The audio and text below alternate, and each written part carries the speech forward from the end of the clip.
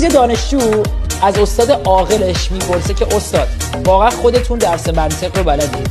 استاد میگه معلومه که بلدم. دانشجو میگه باشه یه سوال ازت میپرسم، اگه نتونستی جواب بدی باید به منو قبول کنی. دانشجو به استادش میگه اون چیه که منطقی هست ولی قانونی نیست؟ قانونی هست ولی منطقی نیست، نه قانونیه نه منطقی. استاد میره فکر میکنه، از پروفسور، از دکتر، از همه میپرسه، نمیتونه جواب بده. خلاصه بهش زنگ میزنه میگه که من نمیتونم جواب بدم ولی خیلی آدم بدی هستی. بعد میگه خب استاد شما همه رو انداختید و بدبخت. استاد میگه خب حالا جوابشو بگو. دانشجو میگه که استاد شما 57 سالتونه با زن 34 ساله به اسم لاریسا ازدواج کردید.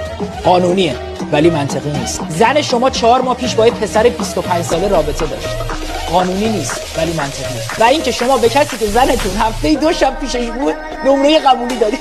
نه منطقیه نه قانونی.